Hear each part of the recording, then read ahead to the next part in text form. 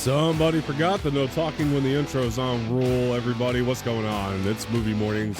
I am your host, Don Martino, and today we are finally getting to it, folks. We're getting to Magnolia. We are on an adventure, my co-hosts and I, to get to Licorice Pizza. We're going from Heart 8 to Licorice Pizza. You guys can find the other Paul Thomas Anderson reviews on the channel, and they've been a lot of fun. And I did decide we are going to start pairing these with the HAIM videos that he directed as well to further transition us, or more smoothly transition us to Licorice Pizza.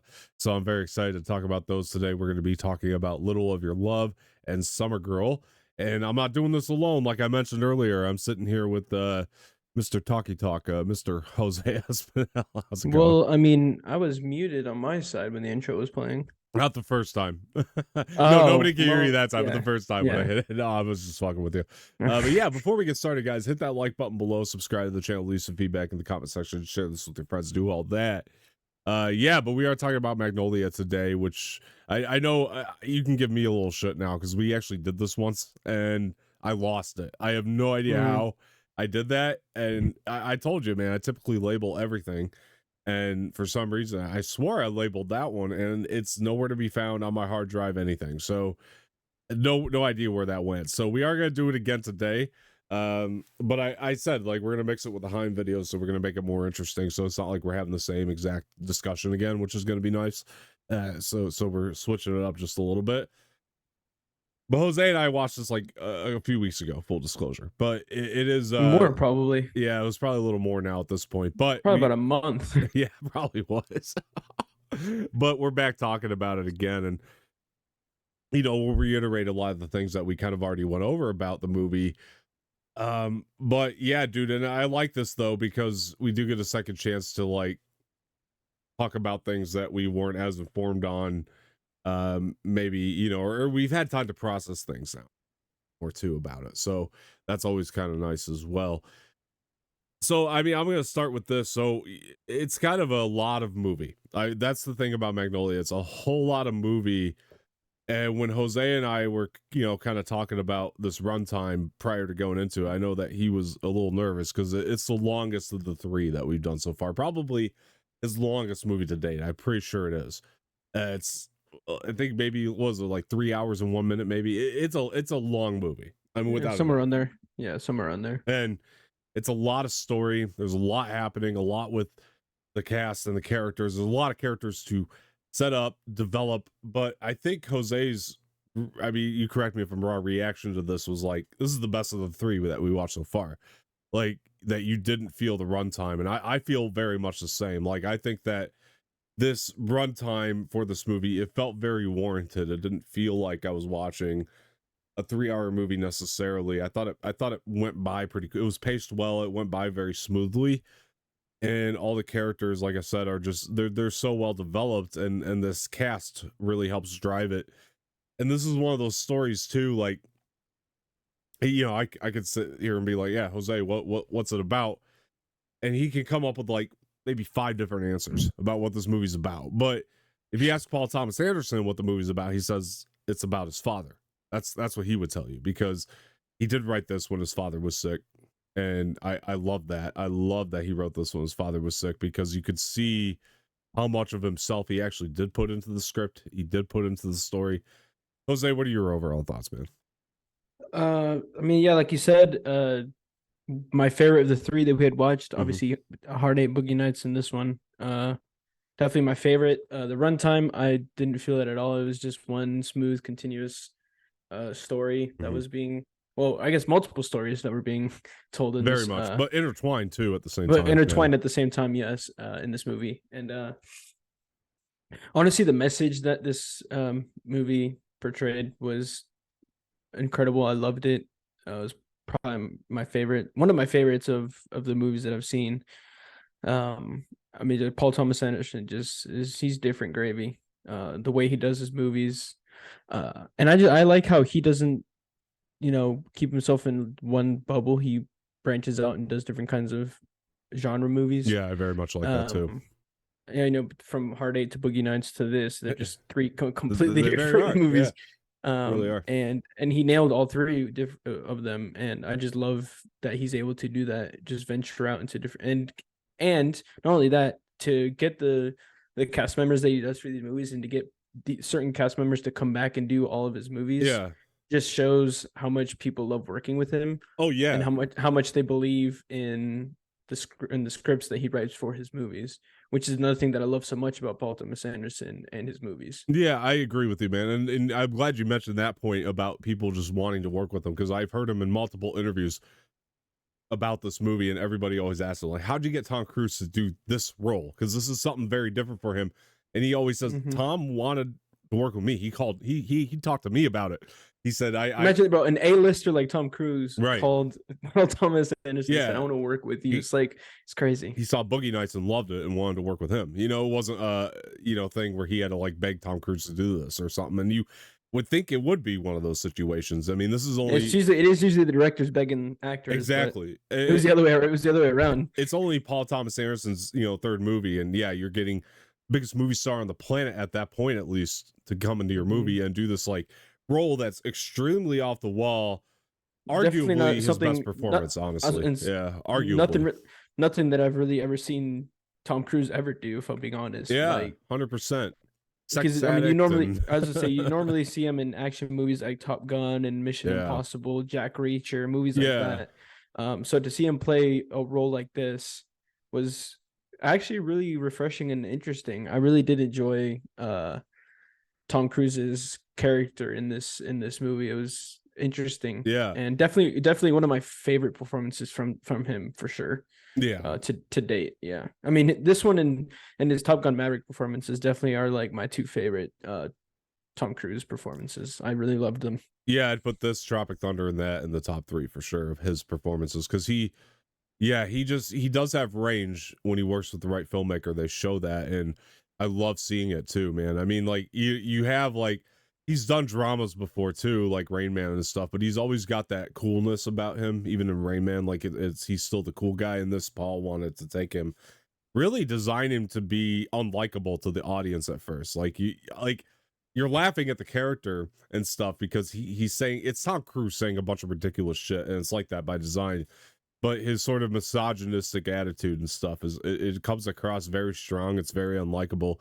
But I like that he took that risk with that and was like, yeah, I want to put Tom Cruise in a role that at least at the time nobody would have ever thought he would do. And I love that in this movie, man. I love that he's, with the ponytail and all the work he put. I mean, it's unbelievable, honestly. Like he's coming in looking like Qui-Gon Jinn, and his first line is "Tame the cunt." It's like, it's one of those things like, what am I watching right now?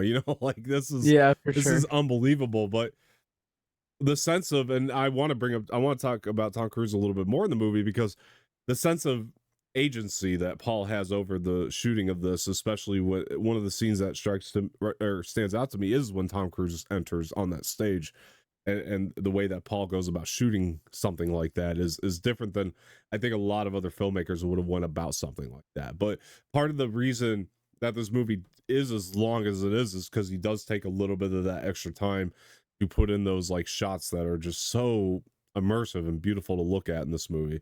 And we got a lot of returning cast members too in this. I mean, we got Julianne Moore. Oh, John C. Reilly. We'll talk about John C. Reilly too, because John C. Reilly is in a different role as well. I think all 3 of the roles he's done so far have been very different in each of Paul Thomas Anderson's movies between Hard 8, Boogie Nights, and now.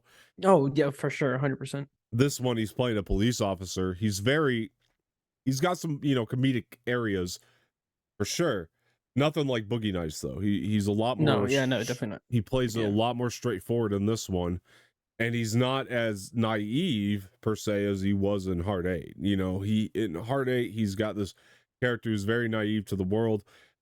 Clearly has a lot to learn about, and then in Boogie Nights, he's a lot of the comic relief in that. And then this one, he comes in playing it very straight. He's obviously a lot smarter than we'd seen him in roles in the past.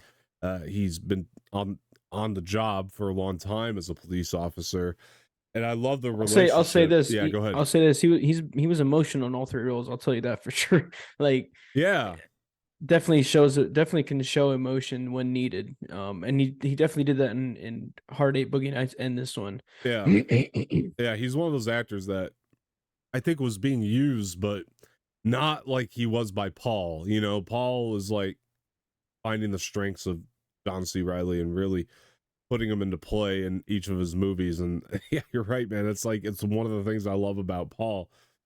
He's diverse each time, and it's really shown if you just follow the John C. Reilly trajectory throughout all three movies, you could just see why each of Paul's movies have been different just through That's that what I said. one Honestly, actor. yeah, and like Yeah. it's crazy that it was really Paul Thomas Anderson that formed John C. Reilly into the actor that he is now. Because you look at his movies, Step Brothers and Talladega Nights; those are another two John movies that he's in that he just is amazing. Yeah. And those all came after these three, and it's just incredible to think that it was Paul Thomas Anderson who really shaped him into the actor he is now.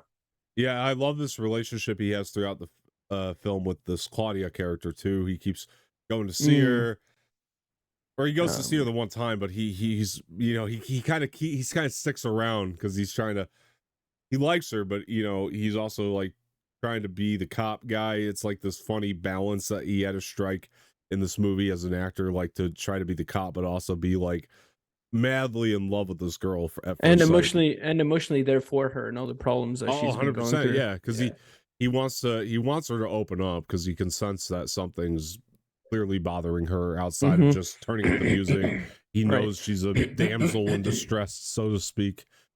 He sees all that, and he doesn't have to even say that he sees all that. It's just shown to us through the dialogue, like or through the dialogue and such of what he's saying without actually saying it. You know what I mean? It's like and in his facial expressions exactly as the well, visual which is cues. what I love Yeah, so much. yeah. Yeah. 100%. Those two, and they play off each other really well in this movie. Yeah. Their chemistry, you could tell there's really good chemistry between them two, the John C. Reilly and I've actually got the cast listing here. Melora Walters, who plays Claudia. Thank you. Yeah, them two, their chemistry incredible in this movie. Honestly, you could tell. They played off each other very well. She does very well. She does very well in this movie. I like that Paul was like he wanted to show this juxtaposition, like, okay, here's the normal, here's the damage. Like John C. Reilly is a cop, but he clearly has led a very normal life. Like it seems like his life has been fairly normal. Like, and then here's the damage, like standing opposite of that. But we're gonna find a way to put these two together, and you have to find two actors that can work at that, and that's like not as easy. It's easier said than done. And when you see it, it's like, wow, he really struck that balance with that romance. But we got another one back here, which is Julianne Moore's character, who is kind of another damaged area of the movie because she's very damaged. She's not too much different. I think we've already kind of talked about this, you and I, like, but she's not too much different than her role in Boogie Nights, honestly, in a lot of ways in this movie. I mean, she's definitely a lot more wealthy. Like this is almost like what her Boogie Nights character would have been if she had more wealth or more and didn't go into the sex business. Yeah, exactly. Like married rich, you know what I mean? Which the Burt Reynolds character was, but in Boogie Nights, but he didn't start that way, right? Like they clearly met when he was a lot more lower in his career. Like she married for the money. Like she was into this guy. She was a gold digger. At first, right? Yeah. And I love that we get this like whole backstory. And I think it all kind of happens in one scene with the lawyer when she's cursing him out. I think that's all where we get this backstory and that one little piece of dialogue or whatever, you know, that one monologue she has. We get this whole thing about like what she'd been through, how her and the guy's relationship had started up. And with the attorney guy. When she was talking to the attorney, right? Yeah, we got the backstory there. And that was actually really impressive to just kind of put it all out there, but it was all done in one epic monologue by Julianne Moore. And she delivered. She honestly, and the emotions that she portrayed in that one too, like man, she gave one hell of a performance in that scene. Man. And talking about, you know, this movie just being a lot of different things at one time. I mean, another message that you could just take away from it. I go to the pharmacy scene with her when she's cursing out the pharmacist, and Oh my, that was another phenomenal scene from her. Oh my gosh, man. she plays it so well, and it invokes this message of you never really know what somebody's going through. And Also, it's also the the saying that we always have heard over and over again is don't judge a book by its cover. 100%. And I connected with that scene a lot because I used to be a pharmacy technician back in the day, believe it or not. And so like I've seen a lot of like, So what job haven't you done? I know, right? I really, though, you're not wrong. Like I've done a lot. I was a we'll call it a temporary pharmacy tech for a little bit there. And I remember like I mean, I've seen that conversation almost where the customer is cursing out the pharmacist. I've seen that happen in person. And so that actually sat with me, not as, I mean, it was fairly intense, but it was, I mean, obviously like the difference is like this customer came in high as hell, the one that I was with. Julianne Moore didn't really seem that way. Like she was getting medication for her lover, like at that point, or her husband. So that wasn't the same situation I went through. We had a guy who just came in high, and just wanted drugs. I mean, but he wasn't like, but he was mad the second he got there, so it was different. But I don't know what that guy's been through. I don't know his childhood. I don't know what led him to be a drug addict. You know what I mean? And this pharmacist, I don't think I thought this pharmacist in the movie was friendly. I thought he was very tone deaf at the same time. Like it was just the things he said like that just came off very tone deaf. You know what I mean? Like it was like, I don't know. It was like he was new on the job, but he just said something that was like a faux pas, right? Like he wouldn't have said that. It was a slip up. You know what I mean? It was just like this slip up of yeah, I think he knew too, like I shouldn't have approached it that way. So I don't like look at the pharmacy tech and go, yeah, that's a bad guy. You know what I mean? I just think he just said the wrong thing at the wrong time. It was more one of those, and like in the future he can learn to like maybe be a little more sensitive to the situation at hand.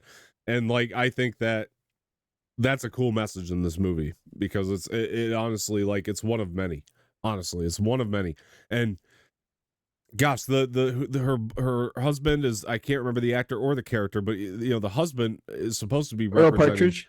Yes, he's supposed to be representing, Paul Thomas Anderson's father in this movie, who was also, who also died of cancer. And Earl Partridge, by the way, also dying of, dying. Like he was on his deathbed when he did this movie. Like he was already sick. So he passed shortly after filming this in real life. Like I thought that's fascinating. Crazy. That's a fascinating choice. To like, it's a risk too because you don't know when the person's going to pass. Right. It's a big risk to like be like, because they could pass. They could pass as you're still filming, and like, what do you do then? It's like, it's crazy. Yeah, and I don't know how Earl Partridge was on set, but I just felt this like authentic sadness, especially coming off of Phillip Seymour Hoffman's character in this, which we'll get into here because he's taking care of this fucking guy, who's dying, and it almost like with the scenes that got real emotional with Phillip Seymour Hoffman, it was almost like he had to have developed an actual connection with Earl Partridge throughout the filming, right? Like I don't know if Jason Robards. I'm sorry, not Earl Partridge, Jason Robards. Yeah, that's who we were talking about. Jason Robards. Oh no, that's who plays Earl Partridge. Oh, Earl Partridge is the character. Jesus.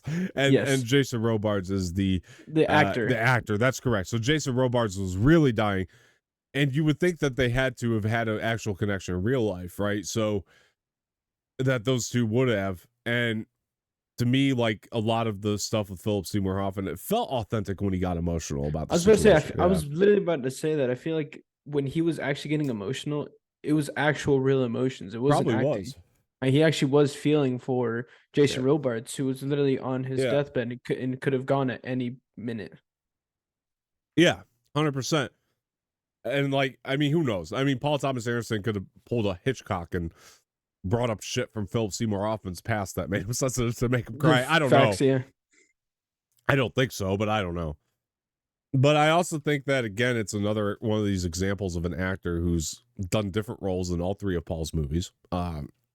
With Phillip Seymour Hoffman, and returning here full-fledged, dude, given an amazing performance, I thought, in this, and he really is unbelievable, and this is the most dramatic of a performance we've seen from Phillip Seymour Hoffman Oh, in and the then him, three. and then him, trying to help him reunite him with his son. That That's a was also, great storyline, man, yeah, which is where it hundred starts to percent. really interweave, I think, because for me anyway, like that was the moment where you're, I think, supposed to go, oh, Frank. You're connecting the dots between who You Frank connect. is. I was about to say, yeah. Mm-hmm. I think that's the first time for me something hit me where I was like, oh shit.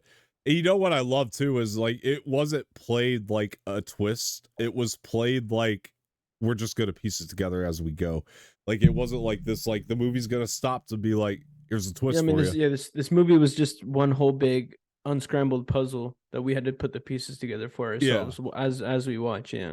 Which is fine too, because I like when movies stop to have that twist too. Like I like that style too in movies, depending on what the twist is. But like I just found it to be unique in this in particular case, to where it was like we're just going along to piece it together. It reminds me of, I compare this movie to like those holiday ones, the like the Valentine's Day in New York, whatever. You know what I'm Oh, talking about? okay. Like Yeah, they yeah, always yeah. have like Yeah. Taylor Swift and Taylor Lautner did one of them when they were dating. It Yeah, you was talking like about those like Hallmark Valentine's Day, it's a big Christmas movie? Yeah, cast and yeah. it's a bunch of different stories, but we're gonna tether it all together at the end, one way or the other, kind of thing. And Hmm. they've done like 3 or 4 of them now. Yeah, so it's those like Hallmark Valentine's Day type Christmassy movies that I know what you're talking about. Yeah. Yeah, this one was kind of like that, but like done just a thousand times better than Hmm. a lot of, you know what I mean? And with the Like, casting, that's 1,000 times better as well.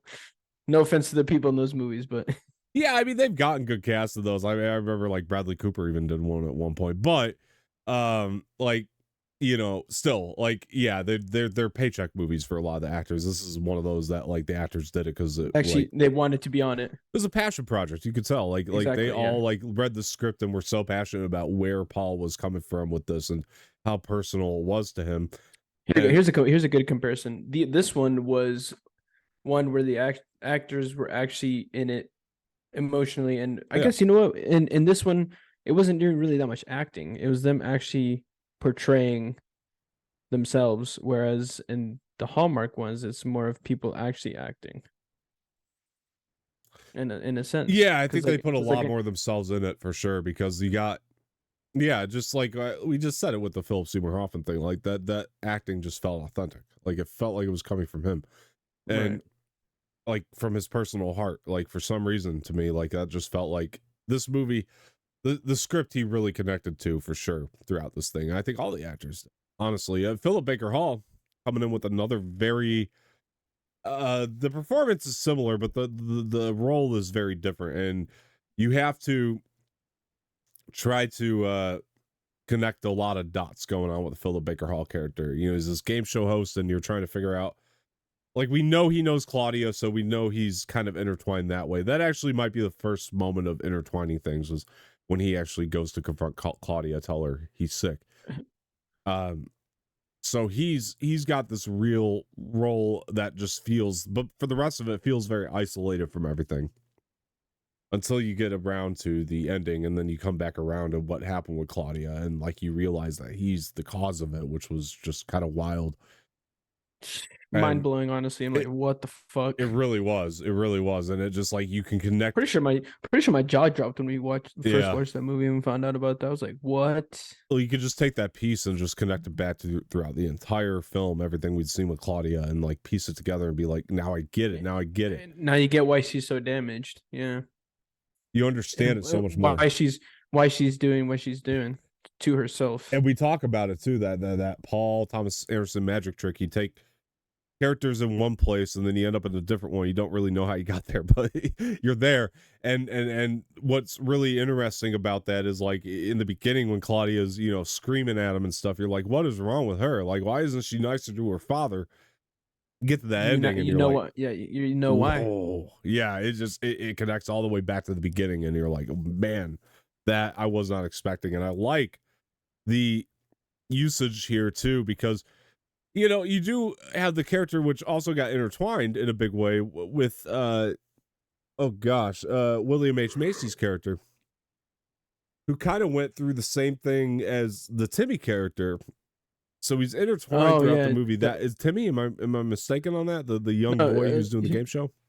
You talking about Donnie Smith, who was Donnie, not Timmy. Oh, Donnie's William H. Macy. Donnie's, but then you yeah, had the and kid, then Stanley. Stanley. Okay, so Donnie and Stanley are intertwined in that way because they have something to relate to, even though they never meet each other. They were both on the same game show, Yeah. and we're both we're expected to be these, high stars on a game show, even though they were just kids. Like, so much was expected of them, even though they were kids, and they were pressured by their parents to be these top dog TV stars, even though they didn't really have a choice, and I guess in the matter didn't really want to at first either. Right. They were just doing what their dad told them to. And with Donnie, the great thing, with him is like he is what Stanley would have become if Stanley didn't have this like huge epiphany by the end of the movie, right? Because he does have this huge epiphany about these like, and it all kind of connects back to the opening monologue about all these like random acts that happened that Paul Thomas Anderson chose to put in the movie, which I thought was very important because you understand Stanley's epiphany by the end of it. Like random things happen all the time. Even just like with the painting on the wall, I think it was in Claudia's house that they showed like there's all these things that really connect back to that opening monologue that really bring it forward. And then obviously the Donnie character connects even more because he has this interaction with John C. Reilly while we'll call it a random event for now until we get into it further. While that's going on, he ends up having this interaction with John C. Reilly, and John C. Reilly's like kind of having this really cool epiphany too with this, again, random act, quote unquote. He's having this epiphany with this random act too. Like, you can not be so uptight. Like, there are exceptions to the law, because in the beginning, this is another part where, it changes. This is another thing where it changes from point A to point B so much. In the beginning, John C. Reilly's all, got to follow the law. You know what I mean? Like, you have to. Like, that's what it is. And between Claudia, because of everything he goes through and all these, again, random events, it's like the butterfly effect almost, because like all these random events lead him to this point where he looks at Donnie and he's like, yeah, I can make an exception. Like there are times where you have to, which he kind of closes out the film by saying all this, right? Like there are times where you kind of have to make an exception for some people. You have to like, and it all ties back into that message too about like not judging somebody, like not judging a book by its cover in a way too, which is really impressive that like all these like different themes just kind of came in and it just went in full fledged. And by the way, we talked about Tom Cruise's performance enough, but it's really when he gets into that room and he sees Earl Partridge, the character, his father, dying, and like who he's so pissed off at, by the way. But he just sees him there. He's about to die, and he just like breaks, man. Like that is a moment. Like that is because like in that moment he's hating him, but he's also loving him as well because it's his father. Like, I mean, he hates him for what he did, but he also loves him because ultimately that's his father. And so to see him basically portraying two different emotions at once was just incredible from Tom Cruise. Honestly, like, man, it was, and it just looked so authentic too. Honestly, it was great. You understand it too when the interviewer, the poor woman, gets the truth out of him. You understand like why he has all this animosity towards his dad. You get it, but there is a moment. It's like, man, I just can't imagine. Like, I almost feel like a lot of people who would watch this movie who haven't reconciled with the parent for whatever reason, they would like this moment would hit them really hard. Like I would imagine that would be the case for somebody who's got that same situation going on. Like that this moment would hit them. It's like there's another message in there about like holding grudges, or being the bigger man and trying to, pick your battles, because you just never know. Right. You never know when somebody's going to pass, You just never know. It might be, it's a lot to process really, but you never know when somebody's going to pass or be on that deathbed, even though the character of Earl, like he lived a long life. Right. Tom Cruise held that grudge for most of it. And it all kind of came at him at one time. Like, everything he felt like came out at once. And it was just, this is why I think Tom Cruise is the best performer in this movie. Like personally, like he had the most to do emotionally, comedically, in terms of like range and doing something that he just hasn't done before in a performance in this movie. Like I think he is the top performer in the film, like without a doubt. He's yeah, right. But no, honestly, man, I think that this is one of those movies, man, that just it for some reason it works, and you're watching it, and it's you could get to that place too where it's like it goes on and on and on and on, and you might be sitting there like I can't believe I'm still sitting here watching that, but it's got me so enticed, like you can recognize, yes, this runtime is long, but there's something about the score from like Michael Penn too that just keeps the movie going. Like I love when the intensity just really starts ramping up with everybody, and you could barely notice that we're switching from scene to scene, from setting to setting, from character to character, because it's edited together very well, and the Michael Penn score too just kind of keeps the intensity ramping up, and keeping the movie feeling very cohesive all at once too. Yeah, so like you're still there, you're almost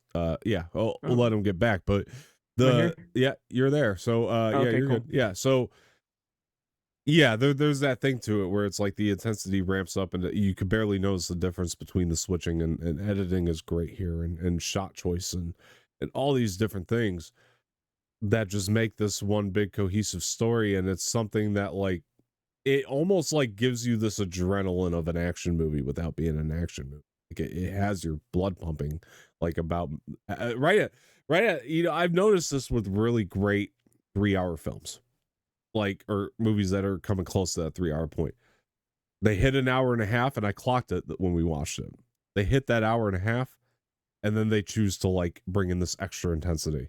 And like this movie did that. Like the moment right where the therapist started getting the truth out of Tom Cruise, you can clock it. It's like right around the hour and a half point. Well, she wasn't a therapist; she was an interviewer. Oh, I'm sorry, interviewer. Sorry, getting the information out of Tom Cruise. Might as well have been a therapist. It felt like therapy. I was just saying at that point, it just felt like she was a shrink and he was the patient. Well, I said that like accidentally because it really does feel like therapy so much. I know my light's doing a thing, but yeah, like, but honestly, like it honestly did feel like he was in a therapy session. Yeah, I said that subconsciously, because like I just but it really does. That's the feeling we get out of it. But I do think that there's something to be said about that too, because like I said, it happens right at the hour and a half point, and if you notice, it's like right there, the score just like silences, and I love that because then it just like it entrances you and brings you into this interview and like immerses you into it, and then like the score starts to ramp up again and bring in all these pieces to keep this intensity going, to keep your adrenaline up, to keep the blood pumping, and to keep you intrigued throughout the rest of this movie. It's a real brilliant. That's like I actually, it was almost like I found the magic trick this time. I don't know if I could do it personally if I were making a movie, but at least like now I found it, and like I can actually track it with this one, which is really cool. It's like just getting to that hour and a half point and they're just turning it up like to 11, as they say in Spinal Tap. So like that would be my guess or my bet. Well, we actually had a really interesting conversation after watching this about the event, so to speak. So I want you to tell the audience again, because it was even a month ago for me too, so I just want you to reiterate again when it starts raining frogs. I mean, your initial thoughts on that. I don't know why my screen's frozen. Okay, I'm back. Yeah, you're back. Sorry about that was my fault. Yeah. So the event with raining frogs, so basically in the Bible, which in this movie you'll see twice Easter eggs of yes, a book in the Bible of chapter and verse, Exodus 8:2, which in the Bible said Moses went to Pharaoh and said, if you do not free my people and let them praise our Lord, well, my Lord, my God will rain a plague of frogs on you. And so that's where Paul Thomas Anderson put that in this movie, because the reason why I think he did this, I don't know if this is why he did it, but I think he did it because the people in this movie were going through stuff and weren't letting go of the bad things that were happening in Mhm. them. And so because they didn't, it started raining a plague of frogs. But Right. then as soon as they all accepted what they did and accepted to do right from their wrong A is when it unified stopped raining. epiphany, so to speak. Yes, Yeah. when all the bad stuff happening in everyone's lives, when they decided to stop and start doing good and righting those wrongs, that's when it stopped raining Yeah. frogs. And so that's why I think Paul Thomas Anderson did that, and that's where I think that connection comes. Now, this is going to blow your mind even more. I said this when we talked first, but if you really look at it, the word Magnolia, the letters A and Magnolia are in the 2nd and 8th spot of the word, which is Exodus 8:2, which is which incredible. is honestly, I don't know if he did that on purpose. I'm guessing he did. I would imagine he had to have. Because if not, then why are we talking about it? Yeah. I just thought that was completely mind blowing. Just to blow my mind even more. I mean, that's just crazy. Honestly, Yeah. He'll never tell you, Paul. That he'll never tell you like if that's the case or not. But you can only imagine it has to be, right? Like that's the thing. I love that about him. He's one very smart director. I'll He give is. him that. He really knows how to get people talking and thinking about stuff when it comes to his movies. Especially with this one and that message in particular with the raining of the frogs. That one right there. I think that was my favorite part of the entire movie. Yeah. Was that message right there. You know what's brilliant too about him kind of keeping quiet about it too in real life.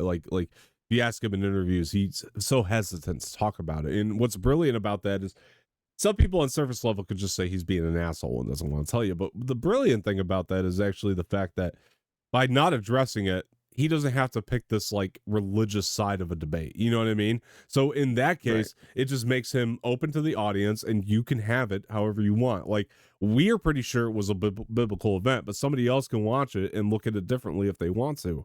That's the thing about him staying quiet about all this is like he's left it to an open interpretation. Yeah. And it works and that's genius. It's genius. Yeah. It really works that way. And speaking of references, I wanted to mention this, just throw this in really quick because I know we missed it in Boogie Nights because I was trying to look for him here. I couldn't find him, but Paul loves Star Wars. You will find Star Wars references throughout his movies. Like usually you could pick one out or two.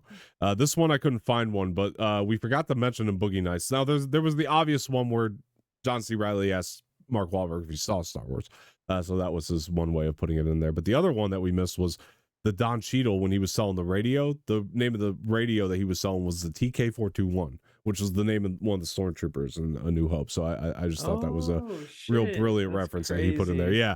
Because Paul loves the Star Wars, so I always try to look for those as we are Star Wars lovers as well. So I also want to look for him to bring him up. But I can't remember any in this one. I couldn't catch him this time, but I did find that one of Boogie Nights, and we forgot to mention it in the discussion. I was like, fuck, I better bring it up here.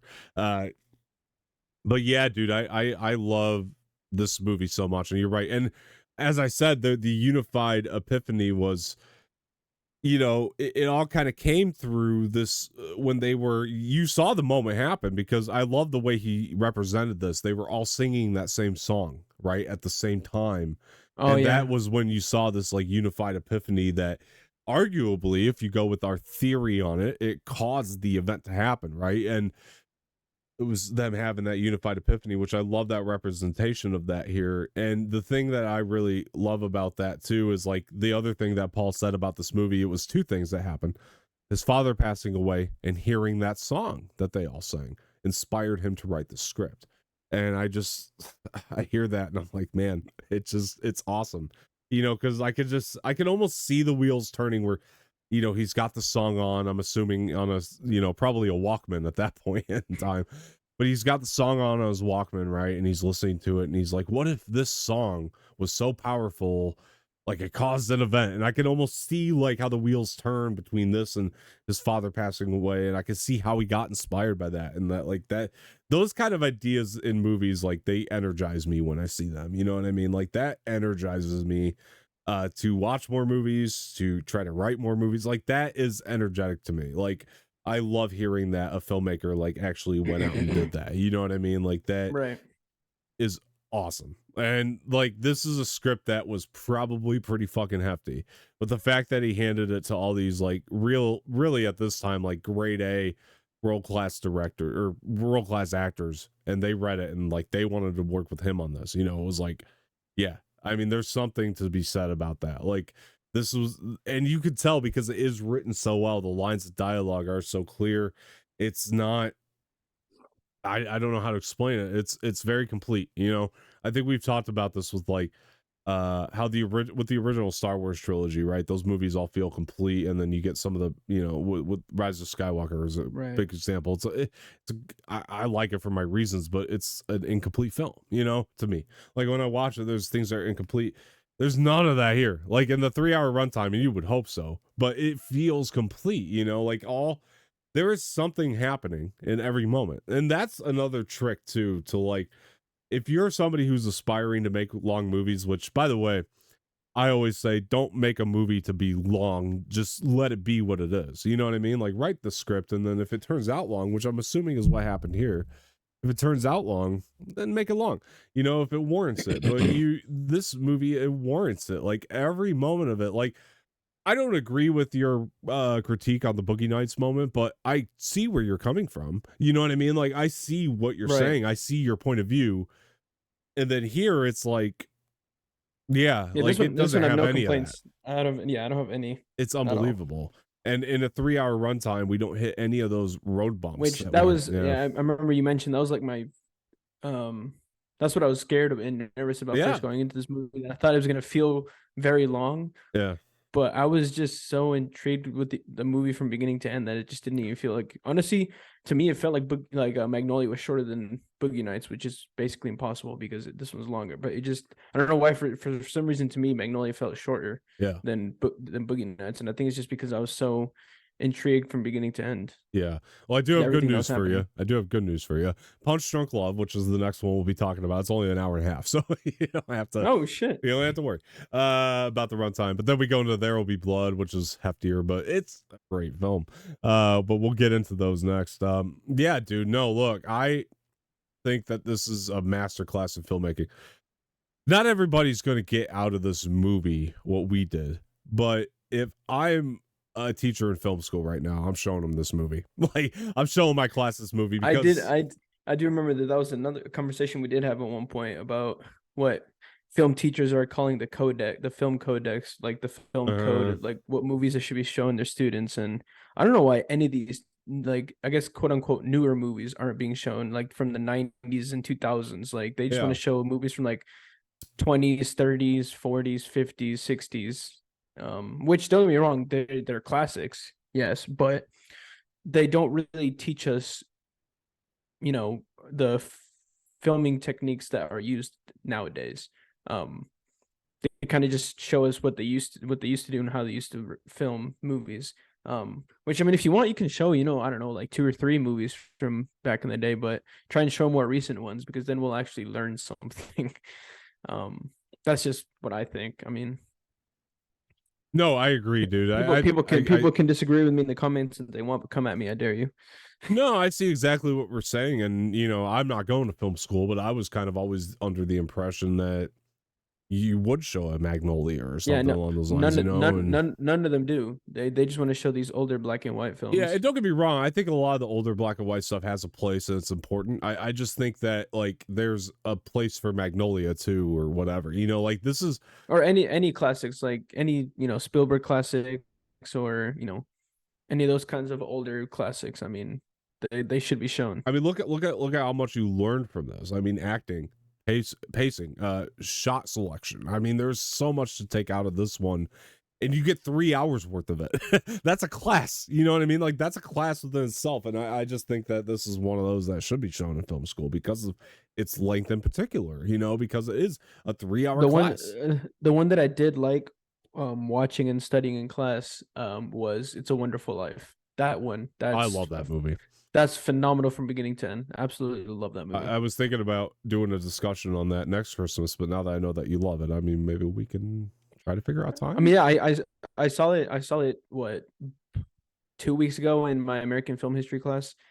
We watched it and discussed it and talked about it. It's honestly a phenomenal movie. I love that movie so much. Brilliant film. One of the best Christmas movies, honestly. I love Jimmy Stewart and I just love the and I just love the message that movie delivers. oh, it's It's unbelievable. honestly, Like it's emotional. It's a great fucking film. It's a it gets me every time I watch it. yeah. It does. It Yeah. does. It's such a great movie. Yeah, great emotion with great messages, much like Magnolia. We're right back, folks.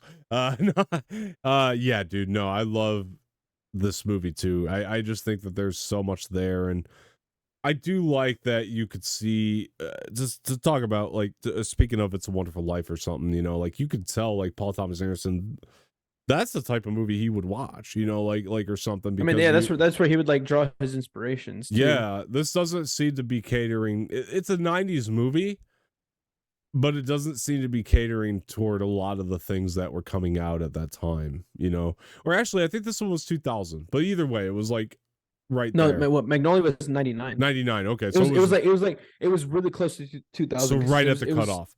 It was December 8th, 1999. But even then, it doesn't feel like it was catering toward the things that were coming out late 90s. You know, like it just feels like it's just there. You know, like it's just existent, and it's expressive, and it's just I like that. I like that it just feels like it exists. I don't know how to explain it another way. What I really like about this movie is that it caters to all audiences: kids, teens, young adults, yeah, older adults, old people. I mean, it caters to every single generation and age. It's timeless. I just love it. It really is. Honestly, like this is a movie, like you said, this is a movie that should be shown in every single film class.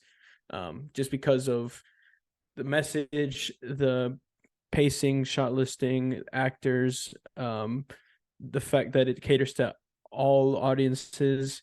I mean, it's just all around just a classic. It's I mean, there's nothing else I can really say about it, if I'm being honest. Yeah, I think no, but everything you said is what makes it timeless, honestly, is like it doesn't feel like it's of its time. It's just there, you know, it is just the story that's being told, and it's very present within its own story. It doesn't feel like it was being made. And like honestly, like when you tell the studio, because you know he did work with the studio on this, like when you tell the studio, Universal, if I'm not mistaken, like this is what I want to make, the guy's only done 2 movies prior, you know, and Boogie Nights was a hit, but like still, he did only 2 movies prior. They had to be looking at him like, you're insane. And that there's no dialogue in this movie, I think for the first like 20 minutes or something like that, which is even wild, like even more wild to think about. So that makes it even more kind of insane if I'm, you know, so like if I'm the studio, I'm like, you're nuts. I mean, if not me, but like studio business, like any executive, right? Like, yeah. Because in the business of being an executive in the movie industry, you don't get fired for saying no, but you do get fired for saying yes. And like whoever said yes to this and greenlit it, like, thank you. You know what I mean? Because they took a risk. They took a risk. And that's what I love about this movie so much, is like it's just something that I wish that more studios would greenlight from filmmakers these days. We don't get a lot of them. But once every so often, it's just so nice to see something like this. And something that it's just so masterfully done. I do wish I had like complaints about the movie, but I genuinely couldn't find one when we watched it this last time. Like I was so enthralled with it, and I think like even just seeing your reaction to it as well, like kind of how you were so enthralled, like even helped me appreciate it even more. It's like this movie, it could speak to any generation almost. I feel like that's gonna help with any movies that I haven't seen that you have. I feel like that's gonna help a lot. My genuine reaction, my genuine first reactions to these kinds of movies. I always love that I've never seen before that you have. And vice versa, movies I've seen that you haven't. Right, I mean, right. Seeing your reactions to them as well. Like Fallout. Nice. Like Fallout, you know, I told you to watch that one. Dude, I love that. Thank you for that. That was a good. And you see, and honestly, hearing that reaction from you just made me appreciate the movie even more. Even though I already appreciate that movie, it just made me appreciate it that much more.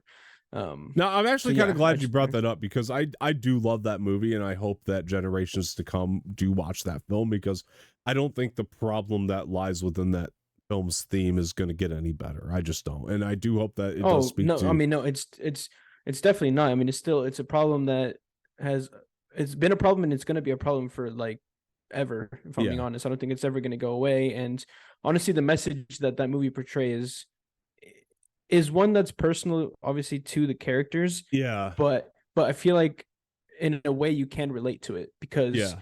it's still a very pressing issue that happens a lot in a lot of areas. Mm-hmm.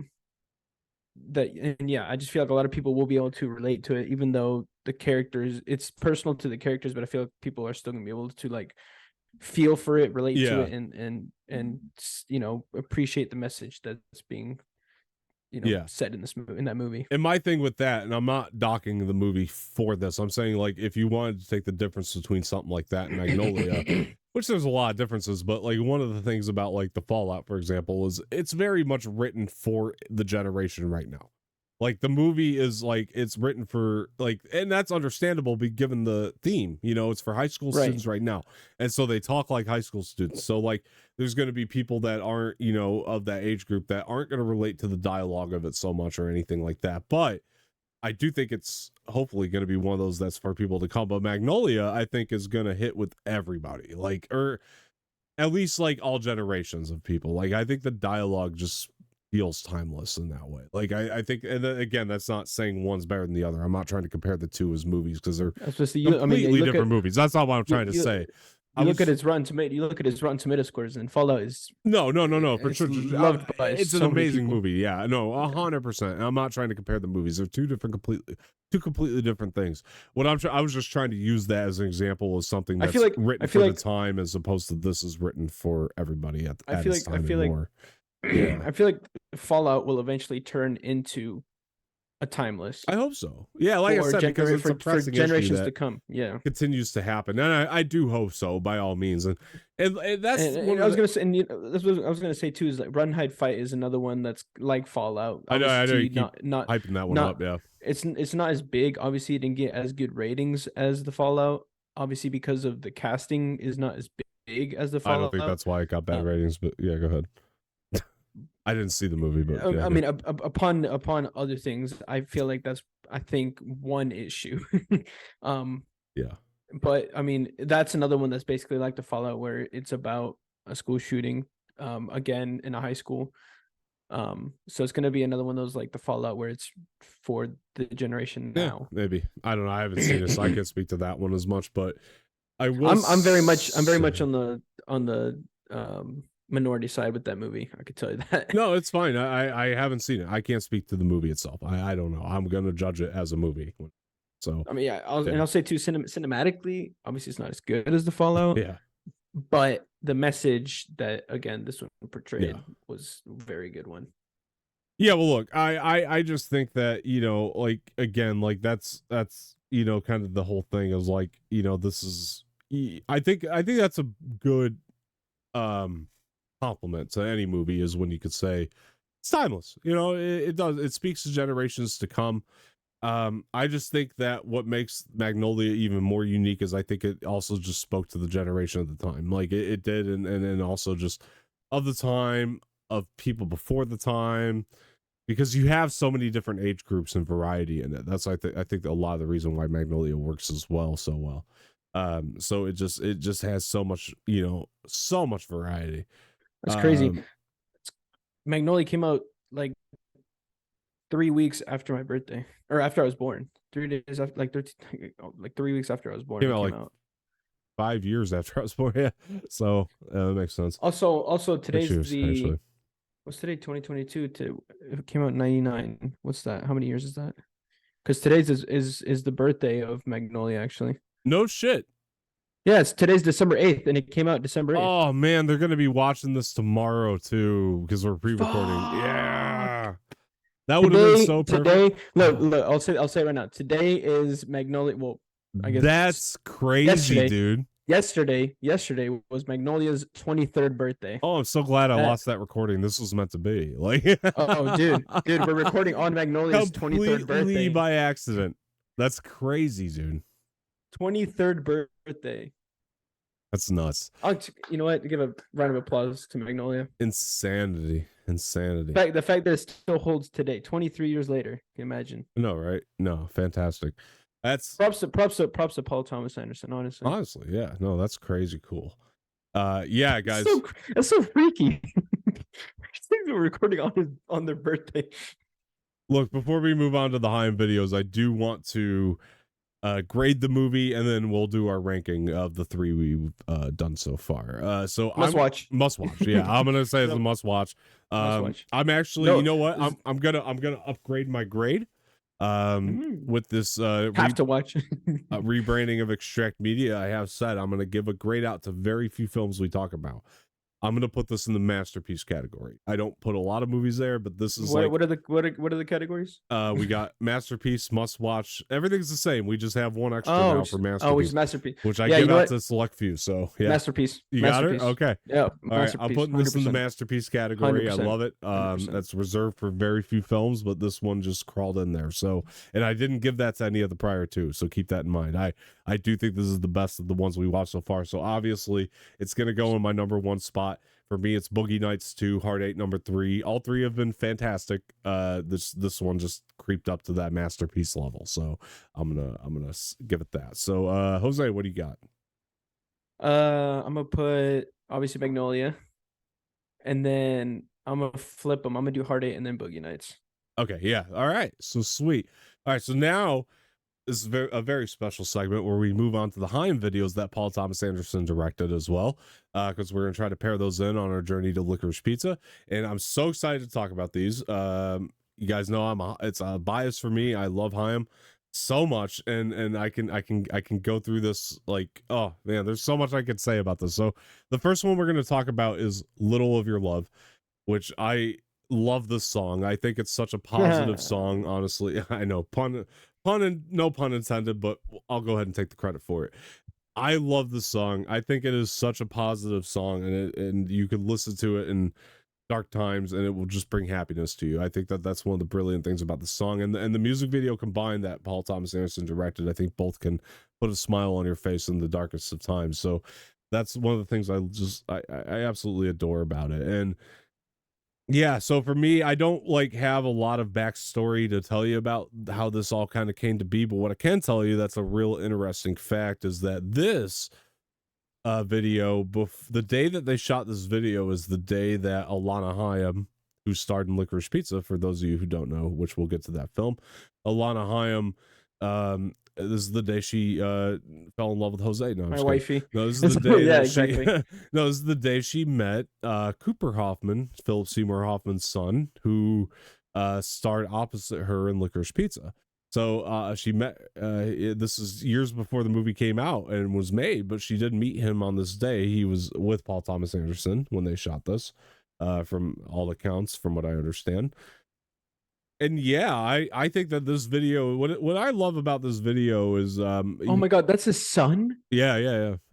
Oh my god, what the fuck? The late great Phillip Seymour Hoffman. I mean, yeah, dude, yeah, and this is the day that Alana Haim and they met. You know, the day that they shot this video, which is really a fascinating thing to think about when the movie came out. However many years later was made. However many years later, they had no idea they'd be starring opposite each other. But I do love this video because, again, I think the line dancing aspect, I could see Paul drawing from a lot of the stuff he did with Boogie Nights with the dancing scenes and wanting to the Hoedown Showdown video. Yeah. And he's really good with that. He's really good at shooting those dance sequences. And I thought that because, when they shoot a music video, they have to do like lip syncing and things like that. And I loved how well this was put together. I think it's just brilliantly shot, brilliantly edited. I like the opening of just, Danielle walking down the street. It's just her for a little bit. And then she gets into this, you have no idea where this is going to go when you first start it up. Right. And then she gets into this, bar and she just starts line dancing. And it's a really fun video. It's a good one when you're drinking. I think Jose and I could both attest to that. It's a we've drank to almost all we drank to many a Haim in our day. That's for sure. That's so very true. Yeah, no, because this is just fun. This is what I would say about this. It's just fun, and it's just refreshing to see Paul Thomas Anderson do something that's just, even though this is a shorter form thing, it's just fun. It's so nice to see him, tap. Well, it's good to see him. I would say venturing into different things. Yeah. So what? And this is also, by the way, this is the first music video Paul Thomas Anderson shot for HAIM. He did do the short film prior to this called Valentine, but I want to save that for last of our reviews here. So we're not going to talk about Valentine on this day. But he did do the HAIM short film called Valentine. This is the first music video he shot for them. So, Jose, thoughts on the song video, how Paul did this? I mean, what do you got on this? No, great song. I mean, like Dom said, him and I are just HAIM fans, big stands. So I was gonna let you speak for yourself on that. I definitely am, but yeah. Oh no. I mean, you definitely made me a HAIM stan. Yeah. Stan, yeah, that's pretty much it. I mean, I stand. Yeah, we stand them. Yeah, 100%. I mean, honestly, all the songs that I've heard from them, I've loved. I think "Don't Want" is still probably one of my favorites. 100%. But this one right here, like you said, it's very happy. If you're in a dark place, this will definitely cheer you up. If you're drinking with friends, just pop the song on because it's a good tune to drink to. Yeah. Especially since they're at a bar dancing. If you're dancing with friends, pop that song on because it's a good one to go into dance to. Definitely. You know what's funny about that? Just really quick, just to get into Paul Thomas Anderson's brain really quick is you don't hear this song on a record and go line dancing, but Paul Thomas Anderson heard it and said that to himself. So I don't know. Facts. I love that. Yeah, no, maybe. No, and no, he did. Paul Thomas Anderson did a phenomenal job with this music video. Yeah. He definitely has an eye for a lot of stuff. Music videos is one. Yeah, again, like you said, I don't know where he thought, you know what, this song, line dancing, let's do it. But I mean, it works. It works with the song. And I mean, yeah, it's the HAIM sisters. I mean, they just killed it with the singing. The song is amazing. Yeah, their dancing was incredible. I wonder how long it took them to choreograph that. Probably a while. If I had to guess. I could imagine. But no, yeah, they're just uber talented, and 100%. I just all around just loved the song, loved the music video, loved the concept. Yeah. The lyrics, if you listen to them, they're great too. They're awesome, and it's very subtle. You could hear it more when they play it live. It's very subtle at the end of this. Danielle's guitar solo is unbelievable in the song at the very end there. You can only hear it subtly in the actual mix, but when they play it live, you could really hear it predominantly, which I like that they kept it subtle on the album. It really gives you variety when you watch it live to what you get on the actual track. But I love the mixing of it. It's a very well mixed song. I like that choice. I also do enjoy just talking about the line dancing, because then you had the moments you were talking about, like how well they performed the video, the HAIM sisters, and how they went through this bar, but like in the moments where they're not actually doing the dancing, but they're just kind of walking through. And you could see, yeah, you're right. The choreography is insane because you could see the dancers in the background, but then the HAIM sisters are just kind of walking through the frame, and Paul Thomas Anderson's like just tracking it. And like, if you really pay attention to the background shots, like the dancers are flawless in that while they're walking through that. And it's like, it's all done very practically. Like there's not like a green screen used to pull that off. Like it's all just done. He definitely he definitely paid extra bucks to get professional dancers so they can get that shit down to a T. 100%. 100%. Or they're labeled it. I don't know who pays for it, but I can tell you this, like he had a vision for the video, like, and I love that. It's funny because we talked about, how directors always, or how a lot of the actors, they're lining up to work with Paul Thomas Anderson, right? Paul Thomas Anderson wanted to work with HAIM. It was the other way around with this relationship, which is interesting. I mean, I'm not surprised that he wanted to work with them. I mean, he heard their music and was just, I guess, in awe and wanted to meet them. And if I could say a real cool fun fact too, they had no idea beforehand, but their mom was Paul Thomas Anderson's art teacher. Isn't that insane? Like, isn't that an insane, like, connection? I think there's like actual picture proof of this out there that you could find, like that this actually is a thing. Like, how does their mom? I don't know. Older, I would say. I mean, she has to be. She was an art teacher for Paul Thomas Anderson, right? But that's crazy to think about. Like that interesting connection. Like they met them, and then or when they met Paul, because I guess they came to his house because he invited him over when they met, and then he was like, he asked their mom's name or something, they said it, and he was like, your mom was my art teacher, and then they asked their mom, and their mom confirmed it. It's crazy, right? Yeah, like I had no idea. That's like one of those crazy, like, random acts, like he talks about Magnolia, right? Like that's like Magnolia come to life, these random acts kind of coming together to make something happen. It's really interesting, but yeah, I'm so fascinated by that story. I just think that's really cool. That relationship that they have. But Oh, okay. Yeah, she's 67 and he's 52, so she was a young teacher. Damn. yeah, she taught him art. I know that. Like I remember watching some interview where maybe I'd have to dig it up where they actually showed like one of the pictures. Like they connected this somehow in picture proof. I just don't That's remember a exactly how, but it was interesting. that's a 15 age gap. So well, he must have been what? It must have been like in high school or was it in college? Yeah. Or maybe she was an Did art did did tutor. I did, don't An- know. It could have been a did tutor to Anderson did interest. Anderson go to college? Yeah, he went to film school, but then he dropped out. Oh yeah, it could Yeah, have been yeah. it could have been in college, but I don't know. It might have been Could in have high been. school. I don't know. Yeah, who knows? She taught him art at one point in time, which I just found to be so interesting. Yeah, so anyway, so there's that interesting connection. Again, it's like Magnolia though, where these like random acts just kind of intertwine people in weird ways. You know, I find that to be interesting that kind of Oh, okay. So it was in grade school. ah, That she taught him. interesting. Okay. There you have it. Still very cool. Very, very cool. That's actually crazy. Nuts. Um does tie back into the film for sure. Yeah, but that's Whoa, oh, that was in elementary school. elementary. Yeah, grade school. So Hyams. Wow, that's crazy. That's nuts. What was? That's fucking crazy. Yeah, it is. That's blown my mind. I know, that's a really insane story. I loved hearing that when I heard it. But yeah, dude, like it was that relationship between Paul and Hyam. I mean, it's meant to be, and even if you just forgot the rest of the work, you could take this one music video. I really do think they created a lot of magic here with this thing. I mean, I really was thinking this one video they did, and it's just it was like an obvious.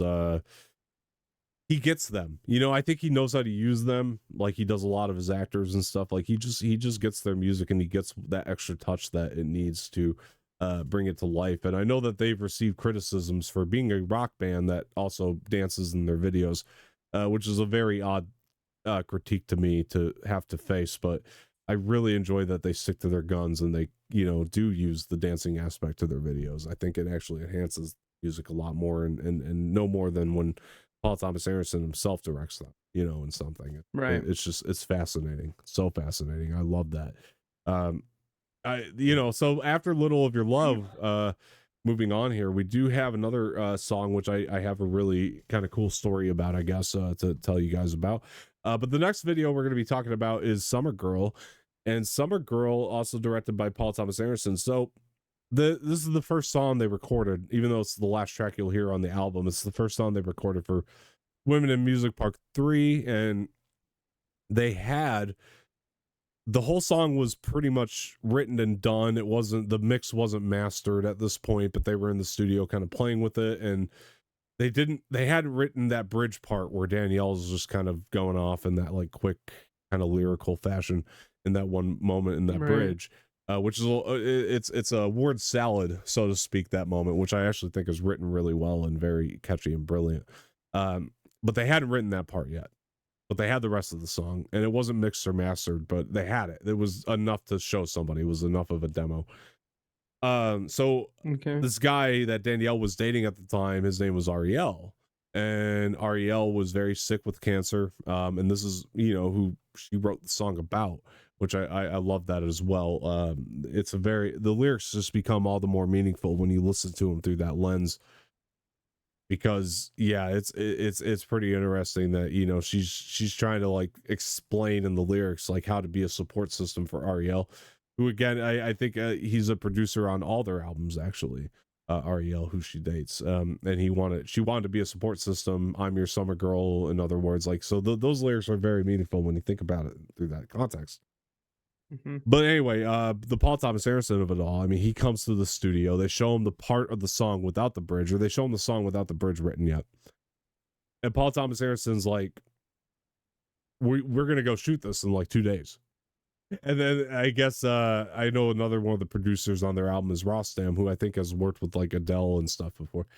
And he had said something along the lines of like, well, wait, like the bridge isn't even done. Like we don't have a song Right. to put to a music video. But the problem is they wanted it to come out in the summertime too, because of all Paul Thomas Anderson's ideas. And if you watch the video, it very much invokes the summertime, right? And those are his ideas that he had. And so so he really wanted to shoot it for the summertime. It was like, well, if we don't get it done soon, we're gonna have to wait like a whole other year and wait till next summer to release the video and everything, release the song as a single. And again, it's the first one they had written for their new record. So they in a matter of 3 days, they wrapped up the song. They wrote that bridge, that word salad, which is incredible. They wrote that bridge, they recorded that bridge, they mixed and mastered the song, and they went and shot the video like in a matter of 3 days, which is such insanity. And that goes to show like how great Paul Thomas Anderson is under pressure too, of having this limited amount of time. And, right. And this video to me is really awesome. I think the song itself, like I said, the lyrics invoke something really special, but I think at the point that the song had come out, it was definitely one of HAIM's, probably their most artistic song in terms of just, how experimental it was in terms of the bass line and the saxophone that was incorporated in there, which I love. So I had a lot of that in there too, and just the personal meaning, and I love that they, also shot this at their home, kind of town, and that was a really nice personal touch that they added to it. And they do, like, again, like Paul Thomas Anderson, like when he shoots HAIM especially, like he has this thing too where he knows how to like track them walking really well and like put that into something that's like spectacular at the same time. Like he makes just the shot of them walking like feel very cinematic. Like I don't know how to explain it any other way. And there's a lot of different like artistic like different things going on here and ideas. I love that. The different layers of coats and everything that they had to do, and like that stuff is very like experimental and fun and Yeah, bro. interesting to me. When they started taking off all those layers, they got to the final layers, like, oh. Yeah, not like that, but like it's they're nice looking, I guess, but like they were definitely hot, so they needed to take off the layers. That's why it was too hot outside, and they had to exactly start taking layers. They had so many layers on, bro. It was crazy.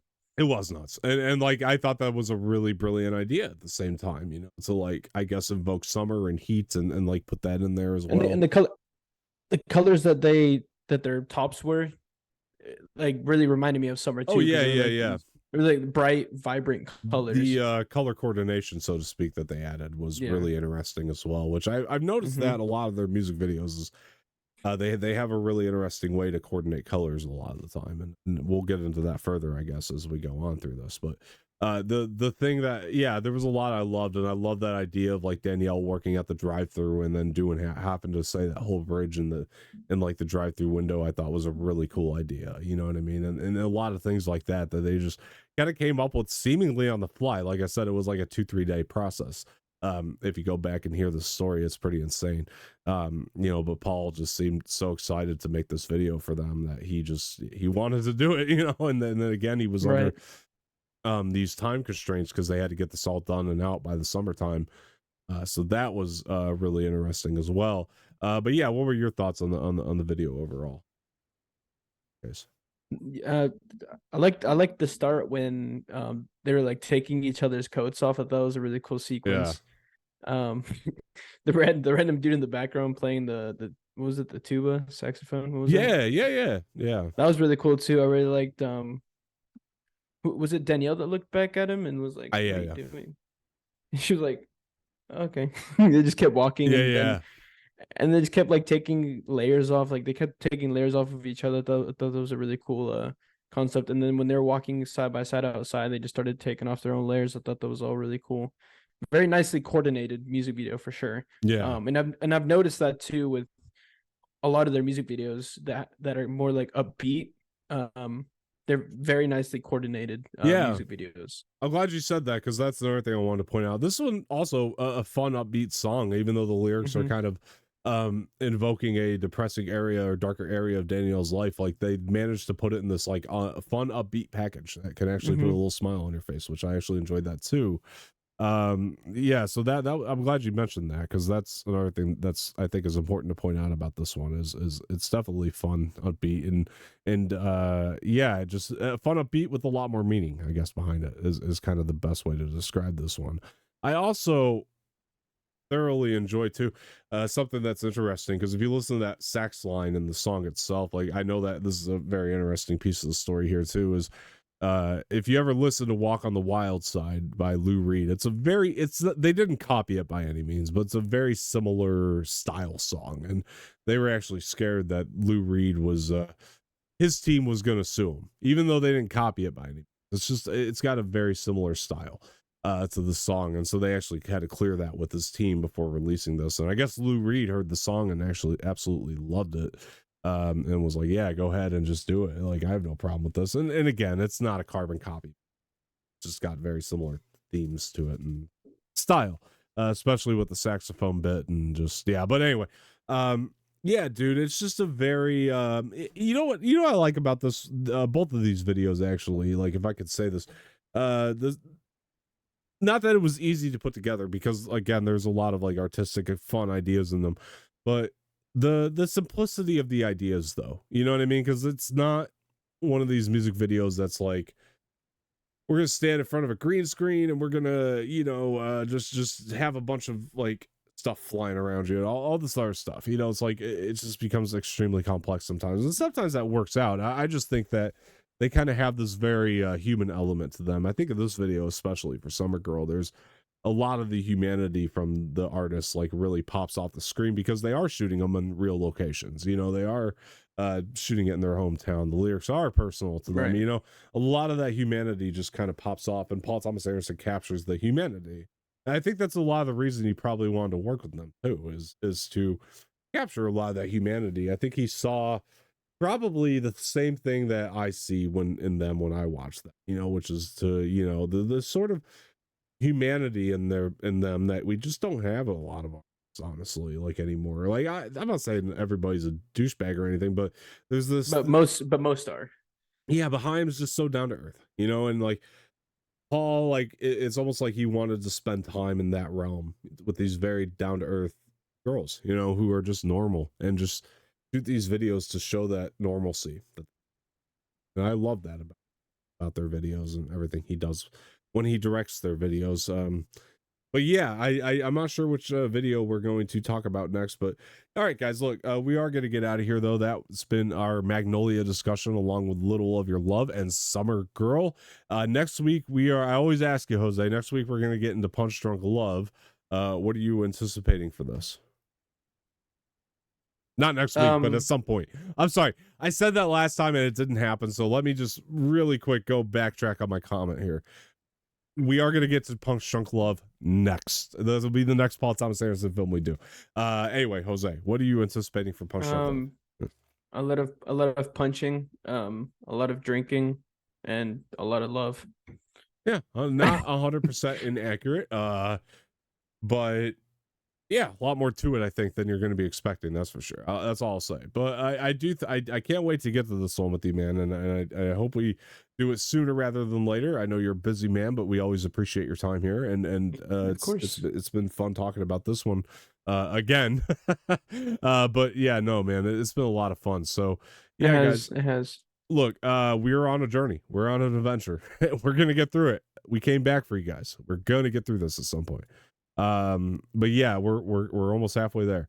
So Jose, before we go, where can people find you? You guys can find me at my socials down at the bottom, extract gaming _ all together on all socials. Also, make sure you guys check out my Twitch. I'm streaming on there now, finally. Because I finally sorted out the problem, which was my internet. I stream Overwatch 2, I stream Apex Legends. I'm gonna also start streaming some Valorant if you guys are into any of those games. If there's any games you guys want to watch me stream, let me know in the comments. I would greatly appreciate that, because I'm trying to build a really cool community and get, and talking to you guys. So just let me know. All right, guys, there you have it. And my name is Dom Martino. Please go ahead and follow me on Twitter at Dom_Martino_, on Instagram, Dom_Martino_official. Up top there, you can see the Extract Media pages on Twitter and Instagram. It's Extract Media blog across both platforms. Please let us know what you think of Magnolia if you've seen it. Are you going to go watch it now? We spoiled the whole thing for you. And also the HAIM music videos that we spoke about. Let us know what you think of HAIM in general and what do you think of the videos. I'd love to hear your thoughts. All right, guys, look, before we get out of here, too, please hit the like button below, subscribe to the channel, leave some feedback in the comment section, share this with your friends, hit the bell for notifications. Much appreciated. Once again, I am Dom Martino, and I will talk to you guys later.